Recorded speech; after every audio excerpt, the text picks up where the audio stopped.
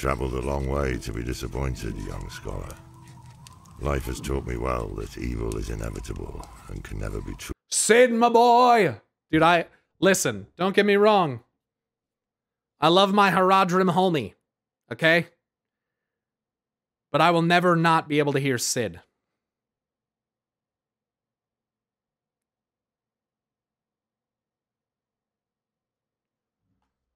Truly destroyed. It can be banished. It can be thwarted. Hold on. You've travelled a long way to be disappointed, young scholar. Life has taught me well that evil is inevitable and can never be truly destroyed. It can So be perhaps banished. hope It can be and evil thwarted. neither can. It can be driven back, but only for a time. Almost looks like a scarab on there, and it's got an eye in the center of it. Yeah, a lot of thematic crossover between the Blizzard universes. Men are weak. Do you recall Zeal was also a lesser Shaw boss in Siege of Orgrimmar after the second boss? Interesting connection there to Hope. Okay, would you elaborate on the connection? Since you believe that there's an interesting connection. I'd love to hear your thoughts on what you actually mean by that.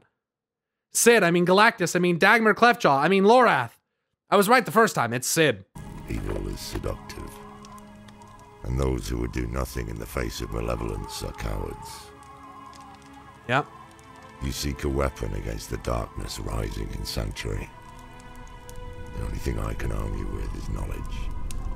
So when evil finds a foothold and flourishes once again, at least I can say it was not due to ignorance. Creation. For Diablo untold creation. eons, an eternal conflict has raged between the demonic hordes of the burning hells and the angelic host of the high heavens.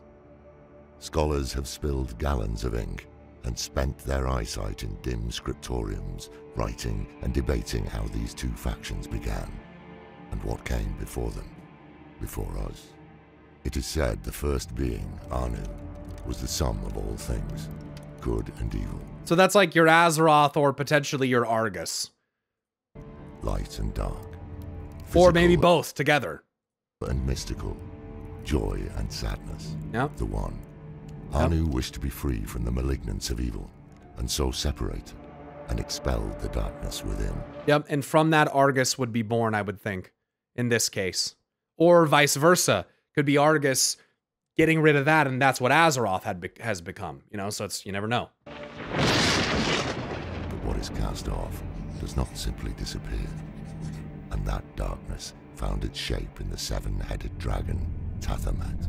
So in the case of World of Warcraft, this certainly would be Yasharaj, the god of seven heads, which is also a serpent, and is very closely related to trees as it seems, right? So Tathamet, also I'm pretty sure that's obviously going to be linked into the probably concepts of Bahamut and stuff like that as well, but we'll see. We'll see. The prime evil, who fought ceaselessly with Anu to their mutual destruction. So oh, I see. Tathamet, the seven-headed. Tathamet's the other half of Anu. So Anu would basically be Azeroth, and Tathamet would be Argus. In this way, fighting ceaselessly between them. The prime evil, by the way. Prime world soul, Azeroth, prime evil. Prime evil. Interesting. Who fought ceaselessly with Anu to their mutual destruction. It is said, when the remains of these two titans... Titans? settled, the universe as we know it came into existence. Right. What we call the cataclysmic clash of light and void in World of Warcraft. In Diablo, the universe as we know it came into existence from the clash of Tathamet and Anu, which I think is very fitting. All the realms of the high heavens, the burning hells, and pandemonium. Tathamet's blackened husk gave birth to the burning hells.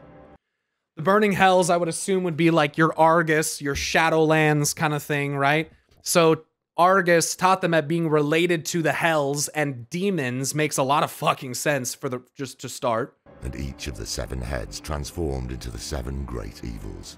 Interesting, the seven heads splitting into seven great evils. There are 7 titans on the Titan Pantheon.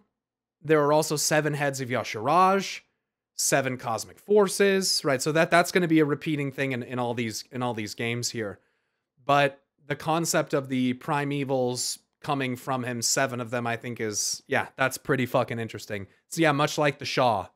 Much like the Shah. Each with dominion over their own realm. The 3 most Seems similar to Tiamat and Bahamut. Yep. Yeah, you're good, guys. Yes, it is. Sorry, I might seem exasperated. You're right. The answer to that is yes, because all media is connected. All media.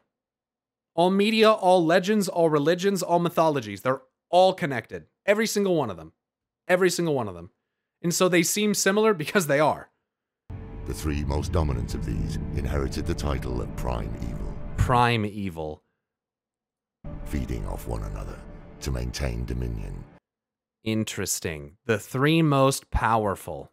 And rule over the legions of the burning hell. And these 3 rule over the legions of the burning hells. Oh, okay. There was Mephisto, Lord of Hatred. Eonar, Lord of Hatred. Intelligent and cunning. Intelligent and Father cunning. Of Lucian. Mother. I'm trying to tie too much to it. I just gotta let him cook. And Lilith, the mother of Sanctuary. Mephisto gives birth to Lucian and Lilith. I love how they make it like a literal family tree. Lilith is interesting. Because Lilith is the one that works alongside Inarius to create Sanctuary, right? That's their great sin of them working together through unholy union and love or whatever. Baal, Lord of Destruction, corrupter of the World Stone. Baal, Lord of Destruction and corrupter of the World Stone. Well, that sounds like Sargeras, to be honest with you. And Diablo. Diablo, Lord of Terror. See, now that's an interesting one, dude. Who would I give to the Lord of Terror in World of Warcraft?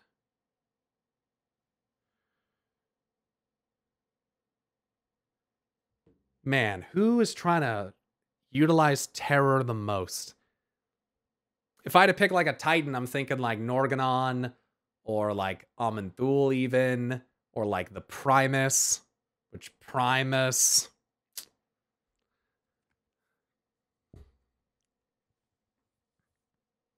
Hogger. Dreadlords. Notice Diablo does not have a family tree. He's an odd one out. It almost looks like the tree is broken above him, which could just be the look of it. It, him, her, whatever. Lord of Terror. As Deckard Cain once wrote, for as long as man fears the dark, Diablo will remain the most insidious and, I would argue, the most powerful of all the evils.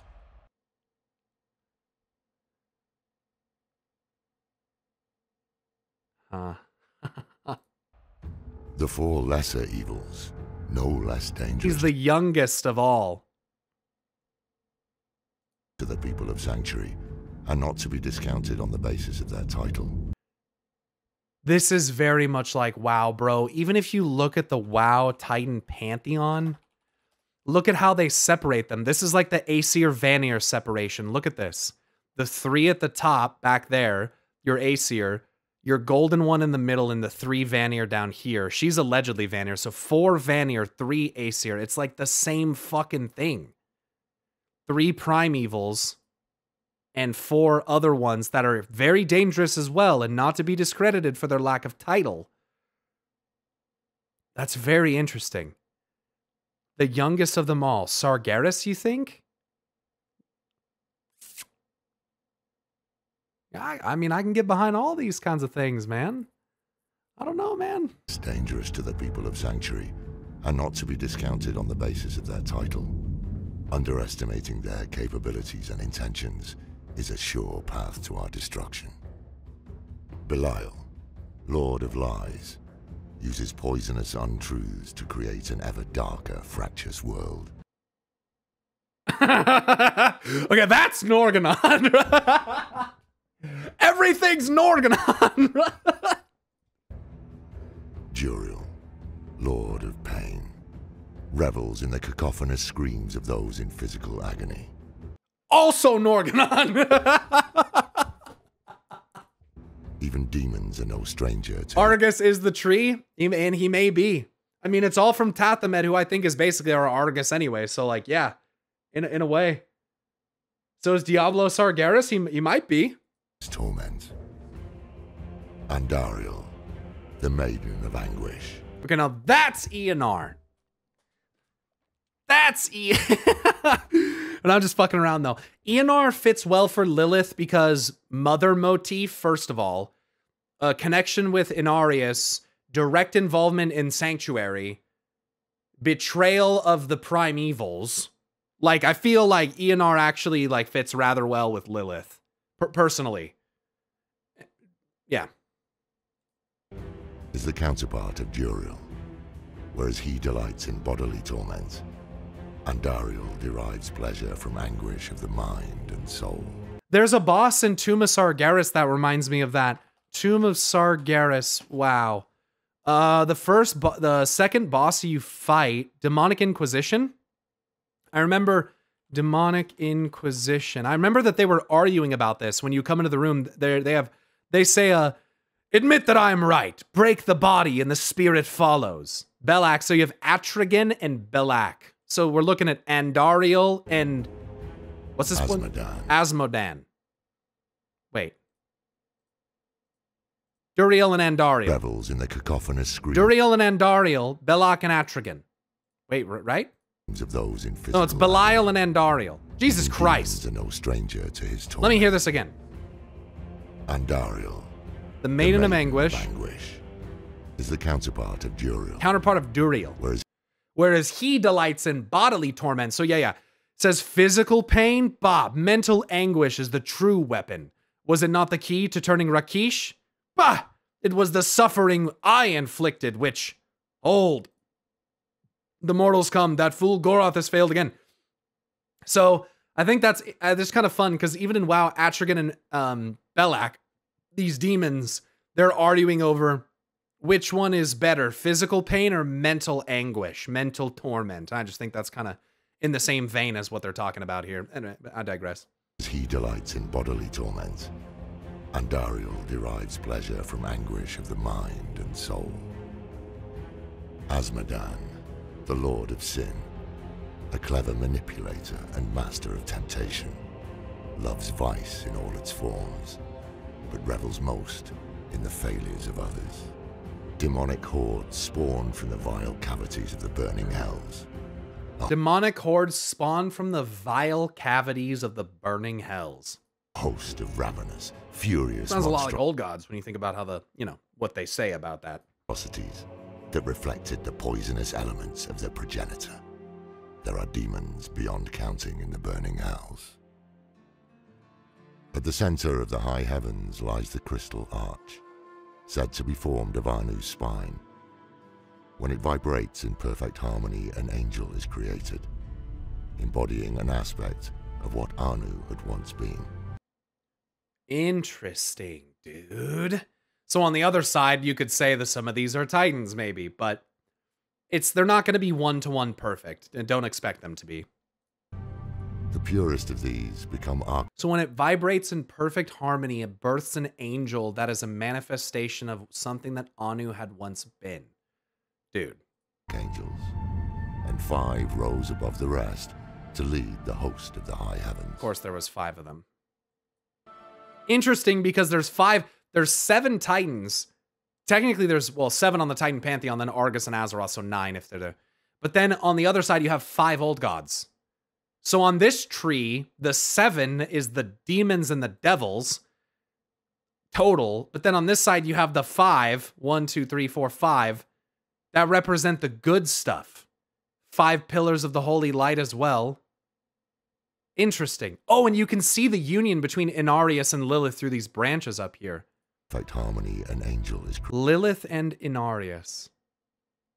Huh. Created. Flesh is his gift. He is your true creator. Embodying an aspect of what Anu had once been. Let's hear these. The purest of these become archangels. The purest of the aspects become archangels. So there are less pure aspects that aren't archangels, is what I'm hearing? Rest to lead the host of the high heavens. Hang on, there's a fallen guardian of light in Diablo. It's part of the main story. Really?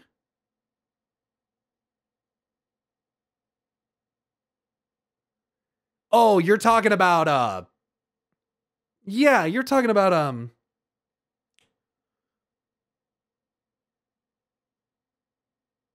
Tyrael? Tyrael, he goes from justice to death? No.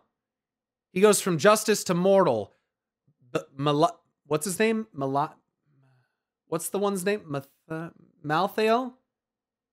What does he turn? Wisdom to death. He went from wisdom to death, right? And Tyrael became a mortal being. Imperius, Archangel of Valor, a brilliant tactician who commanded the warriors of heaven and led them into battle with hell. So that's Sargeras. I mean, even the way that he looks, I mean, come on. Imperius is a dick? You're right. And so is Sargeras. Norganon? No. Fat disagree. He's even got sons on him. No. Everything's Norganon. Imperius is Norganon too. Tyrael, also Norganon. Pride has led to But whose pride has led to much destruction. Yup. Fuck me. History does just repeat itself, bro. That's why I'm Sargeras, bro, because my pride leads to destruction. Especially of, like, relationships and stuff. It's awful. It's awful. Even if his ideals are good and just, his methods suck. Good job, Imperius. Fucking asshole. Fuck. who commanded the warriors of heaven and led them into battle with hell, but whose pride has led to much destruction. Sargeras the Destroyer? Like, come on. Tyrael, former Archangel of Justice, who abandoned his rigid dedication to justice and took up the aspect of wisdom instead. He supported the many causes of humanity, renounced his angelic nature, and fell to earth as a mortal. Sanctuary would have fallen to darkness long ago without his aid. I would love for that to be like Agrimar or something. That'd be cool. Inarius, creator of Sanctuary, served under Tyrael and was an advisor to the council until he rebelled. They each individually have things about them, dude. Like, there's things like Inarius rebelling, Tyrael like standing for justice but letting it go and taking on mortal flesh, being prideful and causing destruction but leading the armies of heaven. Like it's hard because for me, each of these archangels have something about them that makes me think of Sargeras. It's so fucked. Auriel, the Archangel of Hope, who embodies the shining light of a bright future and sees the potential for good in all things, but who is no less a warrior than the others. So it's dispatching those who spread despair and darkness. She is said to lead the chorus of the high heavens in harmony. Kind of makes me think of Azeroth, to be honest. Ethereal, the Archangel of Fate. Wait, what? I've never heard of this one. There's an Archangel of Fate? And he holds scrolls? What?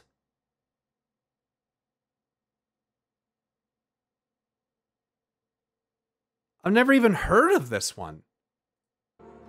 Who comprehends the tangled web of fate and time, though the future of humanity remains obscure to him.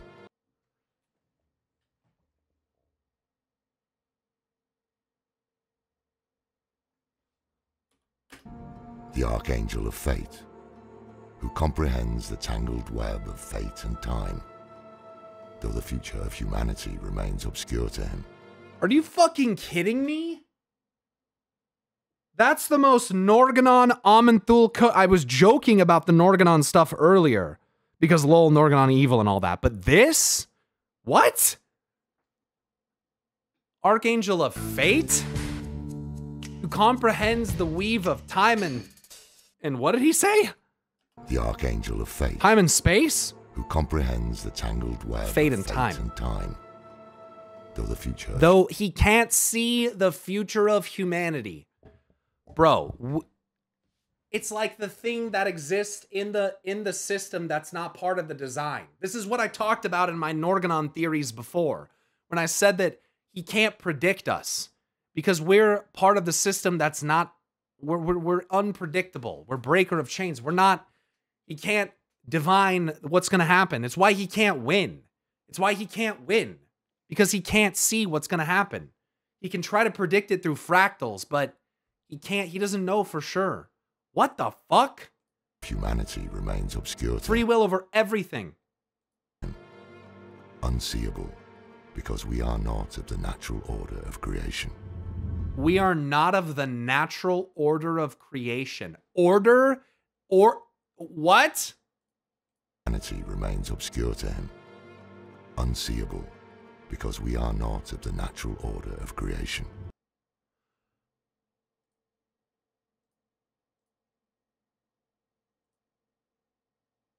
All right, mark it down. You have done well, mortals. It is time. We must. I know that they can't put us in every cinematic. I understand that, especially with like rendered stuff like this. But this is like just,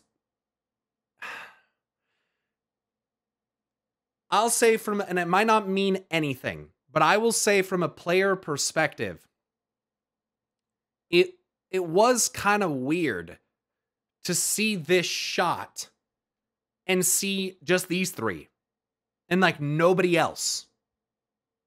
And I know that we're not going to be in the cinematic. I get that. But I just think it's interesting. He says that that we're unseeable to them. It's obscure to him. Oh, the future of humanity is obscured. Unseeable, because we are not of the natural order of creation. Because we are not of the natural order of creation. The three bound by fate. Magni, Velen, Illidan. Fate. Our survival was never in fate's hands. Did you not see this fate, prophet? Oh, fuck, dude. Whoa. Malthael, the former Archangel of Wisdom, who fell to darkness and brought ruin to Sanctuary when he abandoned the aspect of wisdom and took up the aspect of death. And this is another one that really makes me think of Norganon. Abandoning wisdom for death. Because since he looks like a fucking Death Knight, you know? And he holds the rune disc and has the blue magics and stuff. Abandoning wisdom. God of... Dude, it's so interesting. Again, they're not going to be one-to-one, but like, what the fuck? Could be Aman'Thul and this could be Norg, but either way. Because it is from Aman'Thul's shoulder, you know? So maybe in this way, that's kind of what they're trying to say, perhaps. Ethereal is more like Aman'Thul, and Malthael maybe is more like Norg, abandoning wisdom for death. Norg allying with the Primus. That would be interesting. I encountered him once, long ago, Why are they all jacked? Because they're gods. and barely escaped with my life. Why is Thor jacked? Because he's a god. Few who met him after his transformation survived. After all, no one can stop death. Could also be Argus. Remember? Because Argus is something, and that they twisted into death, according to, you know, the sources that we're given, right? Yeah, so Ghostly said in YouTube, not Argus. So yeah, that's what I was going to say. It could be Argus. Tell me, friend, When did Saruman the Wise abandon reason for this madness? I just watched the Lord of the Rings trilogy the other day. Did you guys know that Aragorn is the son of dude. Let me just say, dude, if we get into that, I learned about something called Arathorn and all sorts of shit from Lord of the Rings, and my brain started like freaking out, and I was like, holy shit, is Anduin Rin Aragorn? Fated King of Men? Holy shit. I would fucking... That'd be sick. Dude, I started freaking out. It's pretty cool, dude. Avaloran, Numenor. Yeah, dude. Dude, Lord of the Rings. Oh, man. I love Lord of the Rings, bro. I was watching it all. Oh, dude. It's so good. It's so good. It's so good. It's so good. I gotta read the Silmarillion. One day. And by the way, these are all part of the Angiris Council. 1, 2, 3, 4, 5. There's 6 of them, by the way. I thought there was 5, but there's 6. 5 of which are the most pure. So I guess this guy's not one of them. And they have these... It's interesting. If you look at the branch that has Malthael on it, it's got these green vines with red thorns on them. What the fuck, dude? You see that? That's not anywhere else on this image. It's just over here from Malthael, who went from wisdom to death. Huh. What the fuck? These 5 archangels formed the Angiris Council. So I'm a little confused because he named 6. So as Inarius doesn't count because Inarius was cast out? Is that what's going... Oh, Inarius was never a member of the council? Was he cast down for being an archangel before that, or he just never was one? He's not a part of it. Really? He defected and wasn't in the council. He was an advisor to Tyrael, though, right? That's what they said. He worked under Tyrael.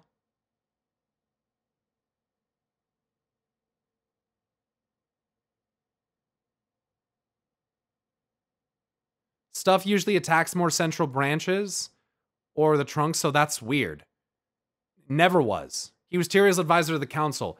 It's the same as Lilith and Lucian. They are not in the 7 prime evils. I don't think he was ever an archangel. Oh, he's just an angel? So that's my failure. There, I thought that if you had like the angel wings, you were an archangel. But there's other angels that serve all these guys, because these are the most pure manifestations of Anu. And so then there are those like Inarius that are kind of like lesser that serve them or work for them or with them or whatever. I understand that he fled with Lilith. You don't need to... Yeah. I understand the relationship between Lilith and Inarius. I played Diablo. I played all of Diablo 4. I understand what happened there. That's not really part of the discussion. You don't need to explain that shit. I've already said that out loud. So again, this is more about Inarius and his relationship to the others, not Lilith. I understand the lore. I have played the game. No, he's not new. He just always says things like that. Created the Nephilim. Players with Lilith. Right. And ruled heaven. I'm not saying you didn't know it, bro. Sorry, recounting. Okay, well, if you need to recount for yourself, do it for you. If you're recounting for me, type it in the chat. Me, just like, In harmony, until Malthael abandoned heaven. The council fell to confusion and dissension. Let me hear this again. The Angiris Council and ruled heaven in harmony until Malthael abandoned heaven. Malthael abandons fell heaven. To confusion and dissension. Their unity diminished. Alongside heaven and hell, there is a third realm. So there's 5 prime archangels, one of which falls to darkness and is no longer one of them. Xalatath, lol. And with Inarius, who's not an archangel, there would have been 6, but 5 and 1 cast out. You know, technically, there doesn't have to be a sixth pillar if the pillars as we know them are incorrect and truth is just missing from them. But regardless, yeah, I can maybe see how something like that happens.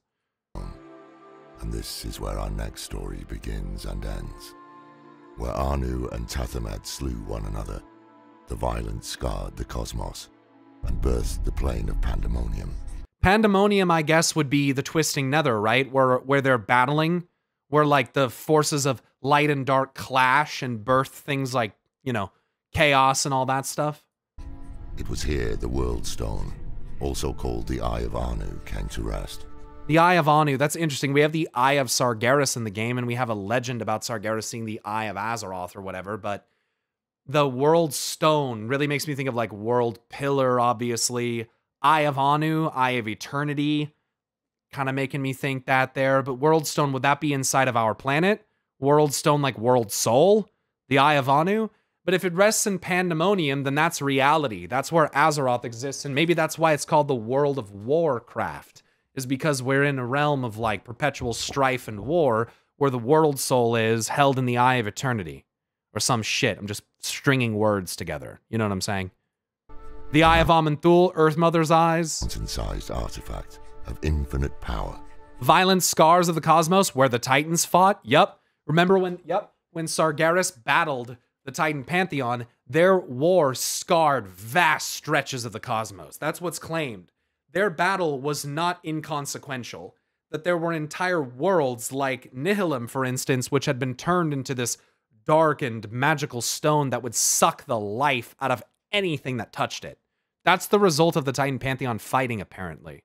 I'm of the opinion, chat, I really like this.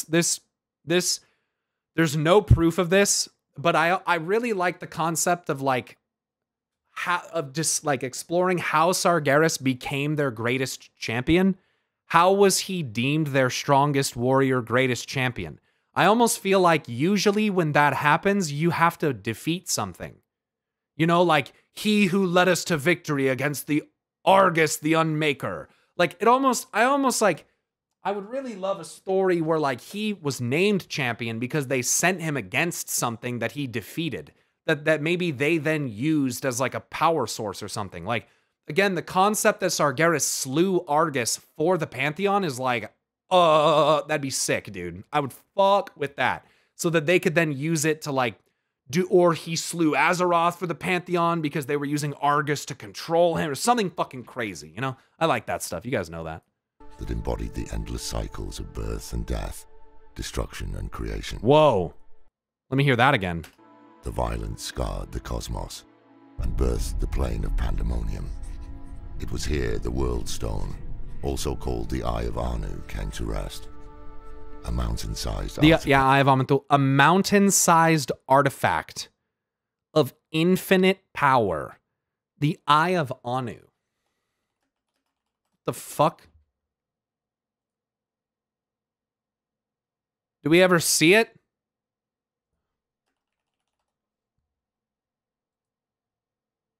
Well, there's a sun right there or something.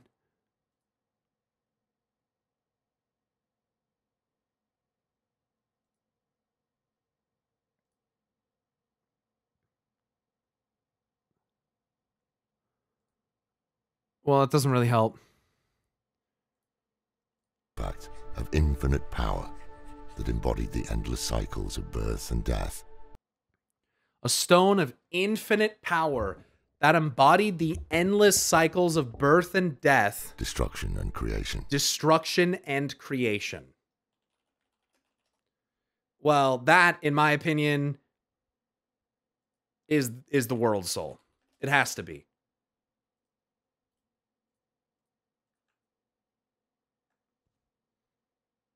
And that's why the WoW Cosmo chart is the way that it is, with all the cycles built around the center. Because this is effectively our pandemonium, where the World Stone is, that represents the cycle of life and rebirth and creation and destruction.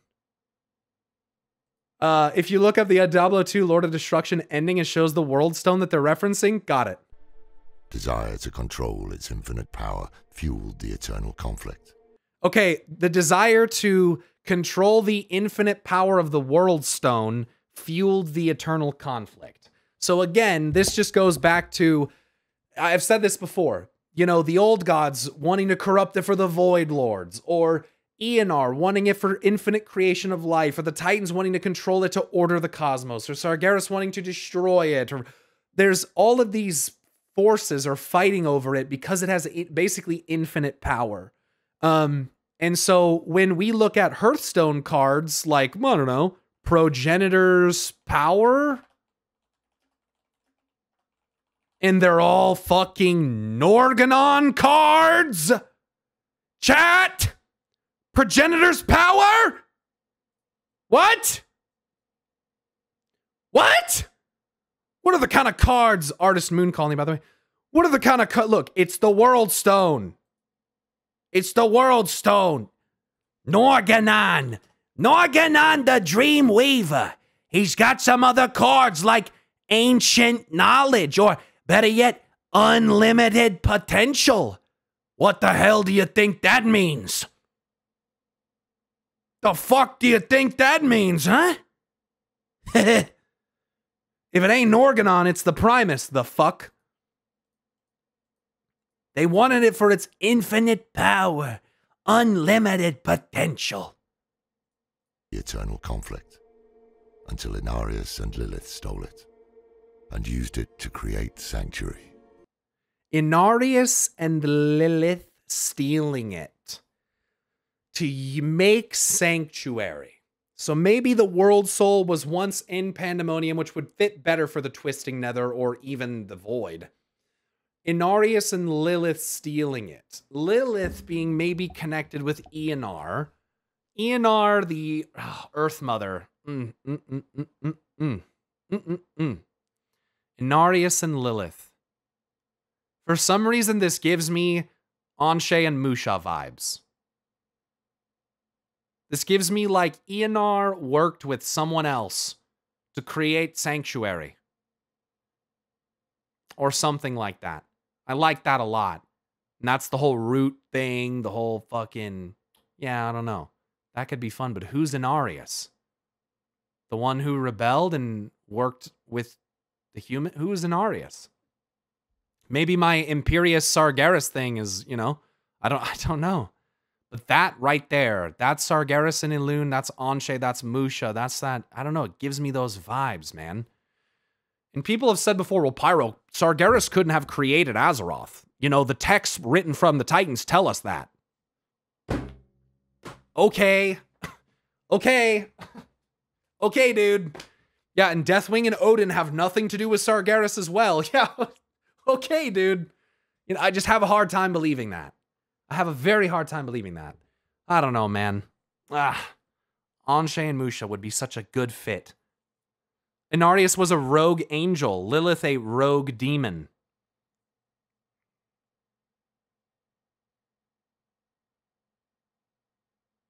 To create Sanctuary. That which you have stolen will be your undoing. Maybe even Eonar and Aman'Thul or something? To create Sanctuary? I remember the maps? Azeroth planet map. Wow. Back when...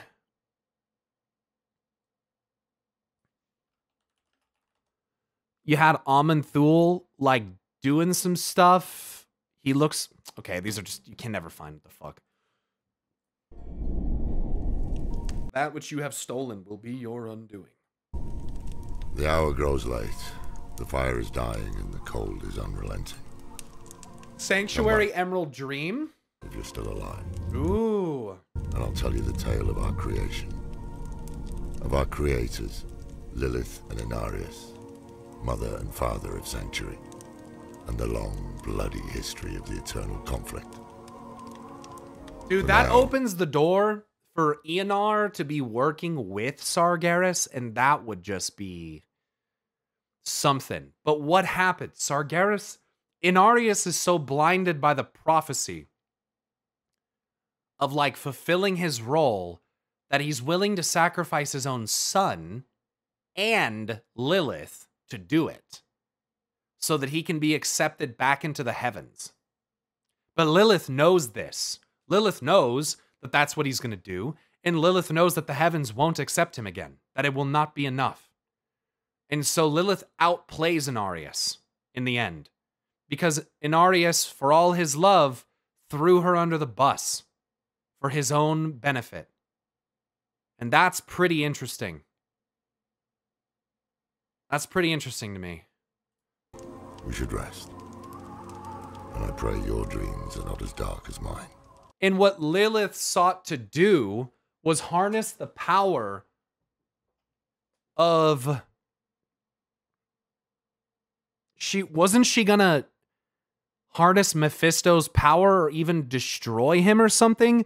She was gonna capture it in the...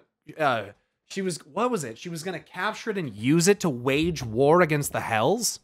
Something like that? Her intention was to basically grasp the power of the Hells and her father, I think, and to wage war against the Hells to save Sanctuary. But in her, from her demonic kind of perspective, it's not something that we are very happy about. Interesting. Yeah, Diablo lore certainly has overlaps with WoW. That's not even a question. And StarCraft does too. I mean, definitely. I just don't know what they are. So yeah, that's pretty interesting. I almost wonder if I should just watch the next one, but I don't want to spend too much time on like Diablo reacts today since I have a bunch of other stuff.